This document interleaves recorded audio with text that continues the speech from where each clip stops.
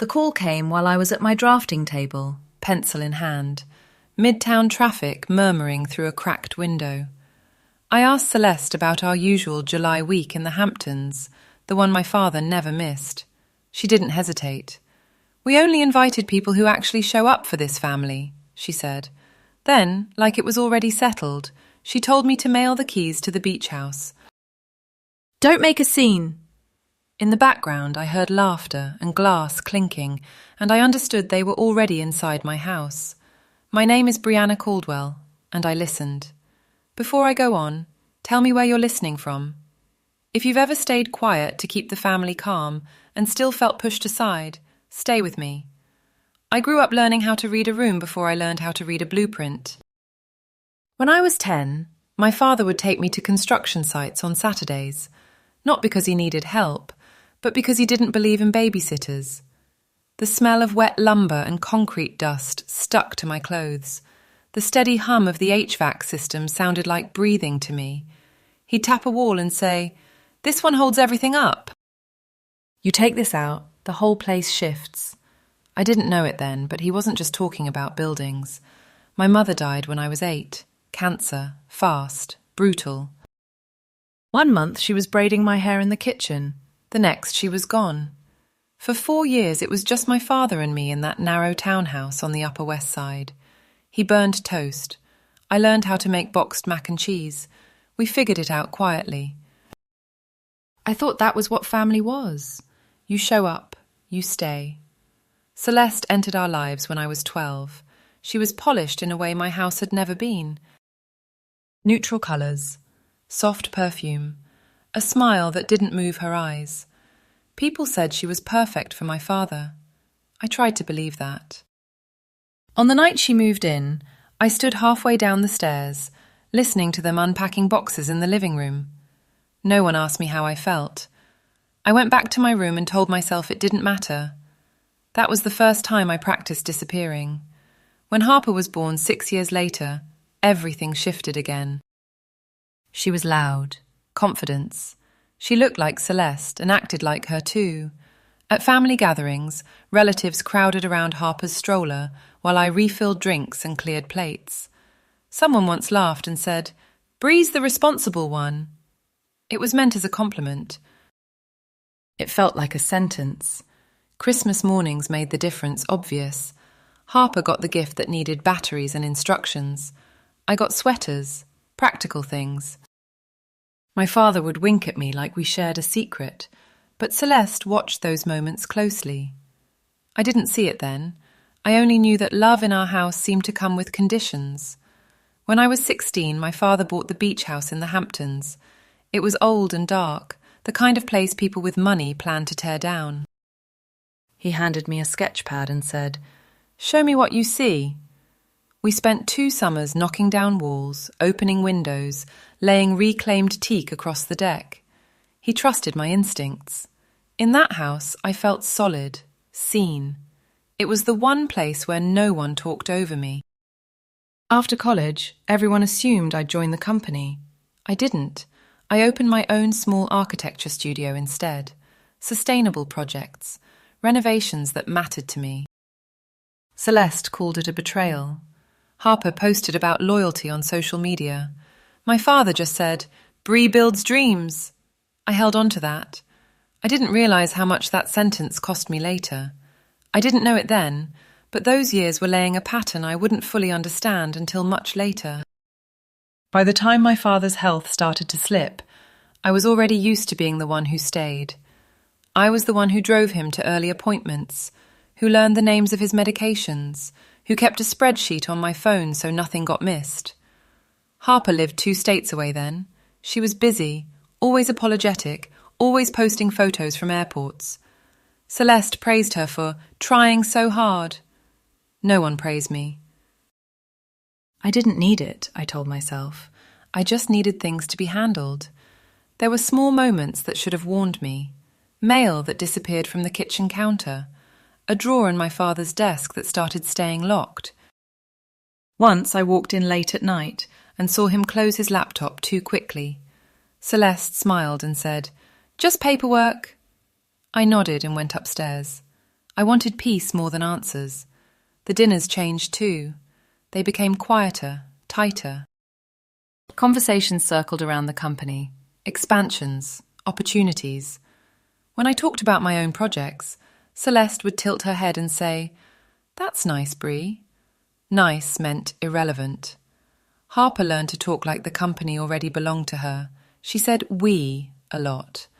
I kept fixing things around the house, paying small bills without mentioning it, telling myself this was what adults did. My father tried in his way. Once, after a long day at the hospital, he squeezed my hand and said, "You'll be taken care of." He didn't say how. He didn't say when. I believed him anyway. I wanted to believe him. The will reading happened 3 weeks after the funeral. The law office smelled like old books and burnt coffee. Celeste sat straight-backed, already in control. Harper scrolled on her phone. When the attorney finished, Celeste had power. Harper had shares, and I had the beach house in an irrevocable trust. Everyone looked relieved, even me. At the time, it felt fair, more than fair. The attorney caught my eye and said quietly, "Read everything carefully." I nodded. I went home and didn't. In the weeks that followed, Celeste stepped fully into the role she'd been practicing for years. Meetings I wasn't invited to, decisions made without me. Harper posted photos from places I hadn't been told about. When I asked questions, I was told not to be difficult. That word followed me everywhere, difficult. It was inconvenient. It meant not knowing my place. I kept telling myself it would settle down, that grief made people feel strange, that family eventually recalibrated. I didn't want to see the truth forming right in front of me, that I wasn't being eased out by accident. I was being edged out on purpose, one polite exclusion at a time. I didn't understand it then, but they were already rehearsing a future where my silence was expected. The first time I asked to sit in on a board meeting, I did it carefully. I sent a short email, no emotion. Just a question about timing and access. The reply came from Celeste's assistant, not Celeste herself. Executive level only. That was the phrase. It landed heavier than it should have. I owned shares. I was standing. But the door had already been closed, politely, without discussion. A few days later, Harper posted a photo from the Hamptons, bare feet on the deck, the ocean behind her. The caption said "family retreat." Comments poured in, people talking about how lucky she was, how beautiful the family home looked in summer. I stared at my phone longer than I should have. I didn't comment. I didn't call. I saved the screenshot and went back to work. At our next family dinner, Celeste brought up my practice in front of people I didn't know well. Investors, friends of friends. She smiled and said, "Bree's been keeping busy with her little projects." The table laughed softly. I smiled because that's what I'd always done. I noticed how Harper didn't look at me at all. She talked about the company like she was already running it. The call about the house came the following week. Celeste's voice was warm, almost kind. She said they needed the Hamptons place for a few days. A client retreat. Important people. "It's for your father's legacy," she said, like that settled it. I told her no. I said I used the house as a workspace. I said I needed notice. I didn't raise my voice. There was a pause. Then she said, "I see." She hung up. 10 minutes later, Harper texted. She said I was being selfish. She said Dad would be disappointed. I didn't respond. At dinner that weekend, Celeste mentioned the retreat again, this time in front of guests. "Bree's still learning family priorities," she said lightly. Someone asked about the house. Celeste answered as if it belonged to her. I felt heat in my face, but I kept my voice steady. I said the house was in a trust. Celeste smiled and said I shouldn't hide behind paperwork. That same night, I got an email from Nina Park. The subject line was simple. "We need to talk," not at the office. We met in a small coffee shop in the West Village. She slid a folder across the table and told me not to open it there. Her hands shook when she spoke. She said money had been moving out of the foundation account. Large amounts. No invoices. No approvals. She said she'd raised concerns and been told to stay quiet. I went straight to Miles Hargrove's office. He didn't look surprised when I showed him the documents. He pulled out my father's will and pointed to a section I'd skimmed and forgotten. A forfeiture clause. Clear language. If one beneficiary tried to deprive another through fraud or coercion, they lost everything. He told me my father had insisted on it. He told me he was instructed to mention it only if Celeste made a move against me. When the catering company called asking for access codes to the house, I finally understood what that move was. The woman from catering sounded confused when I told her I hadn't approved anything. She said the deposit had already been paid. $15,000, 12 guests, full service. She said Mrs. Caldwell had described the house as the family home and asked for delivery access codes. I hung up and sat there for a long minute, staring at the wall.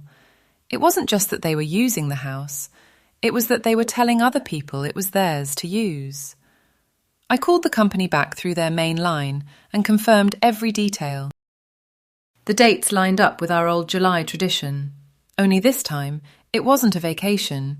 It was business, dressed up as family. When I called Celeste, she didn't deny it. She told me not to be dramatic. She said these were relationships that kept the company alive. She said I was acting like a landlord instead of a daughter. When I said she didn't have permission, she sighed like I was exhausting her. Harper jumped in next. She said, "You really think you deserve the same as me?" "For what?" It wasn't shouted. It wasn't angry. It was casual, like something she'd always believed. That was the moment something in me went still. I realized this wasn't about misunderstanding. It was about entitlement. That evening, I listened to a voicemail from a bank compliance officer asking about unusual foundation activity. Nina followed with a text. "They're moving money fast." I laid everything out on my kitchen table. Bank statements, emails, the trust documents I'd finally read line by line. The forfeiture clause sat there in plain language. Not dramatic, just final. Miles explained the bigger picture the next day. The Florida expansion wasn't going as planned. Cash flow was tight. Lenders wanted collateral, real collateral.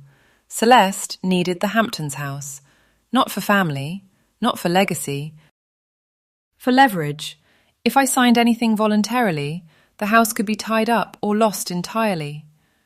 I thought back to the late-night argument I'd overheard years ago. Not the house, never that.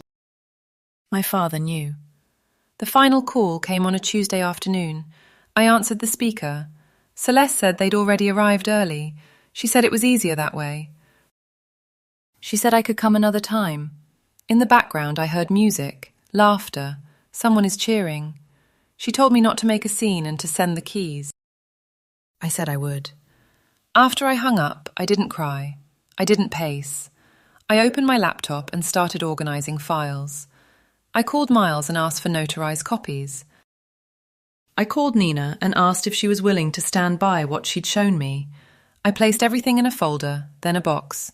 I included the keys, just like Celeste asked. They thought this was a matter of family pressure and patience. I understood now it was a matter of timing and proof. And for the first time, I stopped trying to be reasonable and started being precise. I sent the package the next morning. Overnight courier. Signature required. I timed it so it would arrive just after noon, when people tend to relax. When they think the day's direction is already set. Before that, I opened the sealed letter my father had left for me. His handwriting was steady, familiar. He wrote about the house as if it were a person. He said it wasn't meant to make anyone rich. It was meant to keep someone safe. He said he trusted me because I read what others skipped. He said if I was holding that letter, it meant someone had crossed a line he couldn't stop while he was alive. I folded it back carefully and put it in my bag. I didn't need to reread it. The box itself was plain, inside, on top, were the keys. Beneath them, a neat stack of documents. The trust agreement shows me as sole trustee. The forfeiture clause, notarized and highlighted where it mattered. Bank statements from the foundation account, with dates and amounts circled in pencil. Email chains with authorization language that didn't belong there. A cover letter from Miles, written in careful, neutral language that explained exactly what those pages meant. No accusations. Just consequences. I went back to work, met with a client, reviewed drawings, answered emails. I didn't check the tracking every 5 minutes. I already knew what would happen when they opened it. My phone rang an hour after delivery. I let it go to voicemail. The message was just breathing at first. Then Celeste's voice, uneven. She asked what I thought I was doing. She said this was a misunderstanding. She said I was overreacting. I saved the message. She called again. I answered that one. She said the documents were biased, that Miles was my father's lawyer, not hers. I told her the filings were already with the county and the foundation board had copies. She said she was going to pay the money back. I didn't interrupt. I let her say it. Admission sits better when it's unprompted. In the background, I heard Harper asking what was wrong. I heard the music stop. Celeste's voice cracked and rose. She told everyone to leave. Someone asked about the schedule. Someone else asked if everything was okay. Then she screamed. Not at me, in the room, at the collapse of something she thought she controlled. After the call ended, I sat very still. I felt relief, but it wasn't sharp or satisfying. It was flat, like pressure finally releasing from a place that had been tight for years. Miles called later to say Celeste's attorney had reached out. They were threatening to contest the clause. He said their position was weak. He said the paper trail was clean. I didn't celebrate. I didn't call anyone to tell them I'd won, because it didn't feel like winning. It felt like gravity, something heavy falling exactly where it was always going to land once it was let go. They thought sending me away from my own house would end the conversation. All it did was put everything they'd done into writing. The days after were quiet in a way that felt unfamiliar. No more late-night calls, no more careful phrasing, just space. Miles explained the next steps without drama. The board would audit the foundation. Celeste would contest. Harper would claim she didn't know. None of that surprised me. What surprised me was how steady I felt listening to it. Nina called to say she'd submitted everything she had. Every transaction, every email. She sounded relieved, like she'd been holding her breath for a long time. I thanked her and meant it. People like to think the truth arrives loudly. Most of the time it shows up as a spreadsheet and a timestamp. Celeste sent one more message. Not angry this time, controlled. She wrote that family matters shouldn't be handled this way.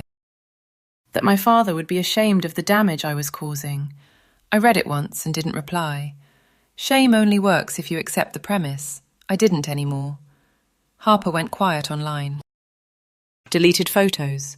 Turned off comments. When she finally texted, it was one line. We need to talk. I didn't answer that either. I wasn't avoiding her.